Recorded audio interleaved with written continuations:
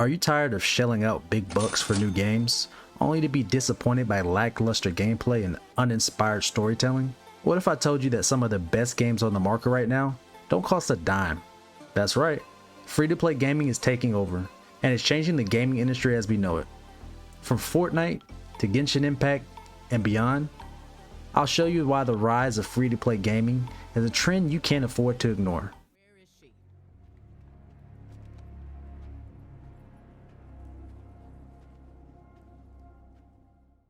The gaming industry has been transformed with the use of free-to-play games. This model allows players to download and play games without an upfront cost, but offers in-game purchases to generate revenue. This has been made possible by advances in technology, which have made it easier and cheaper to develop games and distribute them online. While generally, many of these titles are frowned upon in today's age, many of these games offer some of the best experiences gaming has to offer. The free-to-play model has become increasingly popular in recent years, with many of the biggest games on the market adopting it. This trend has put pressure on other game developers to adopt the free-to-play model, creating a domino effect. In order to remain competitive, many game developers are now offering free-to-play versions of their games, even if they still offer a single-player experience that requires an upfront cost.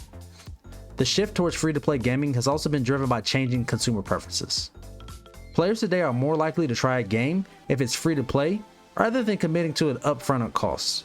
This has led to more experimentation in game development, with developers trying out new gameplay mechanics and business models to see what resonates with players. In recent years, the gaming industry has seen a significant rise in the number of free-to-play titles.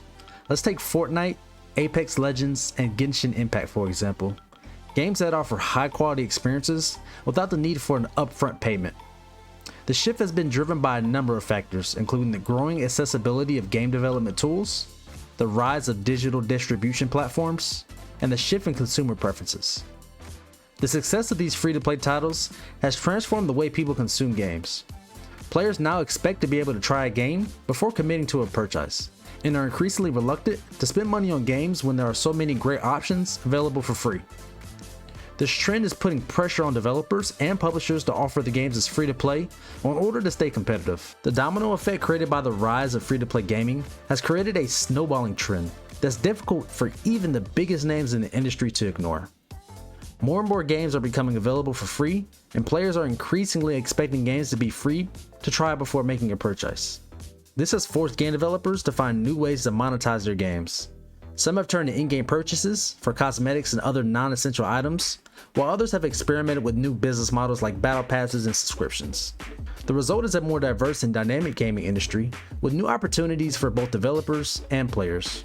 The success of this model has been demonstrated by games like Fortnite and League, which have become some of the highest grossing games of all time despite being free to play. In some cases, these games have even outperformed traditional sales-based models, generating more revenue than games that required the upfront payment. This has led many game developers to adopt the free-to-play model for their games, recognizing its potential for profitability. In some cases, this has involved converting existing games to a free-to-play model, while in others, it has meant developing new games from scratch with the free-to-play model in mind. One of the key advantages of the free-to-play model is that it allows games to reach a wider audience. With no upfront costs, players are more likely to try a game, and if they enjoy it, they may be more likely to spend money on in-game purchases. Another advantage of the free-to-play model is that it allows games to be more accessible to players in regions with lower purchasing power.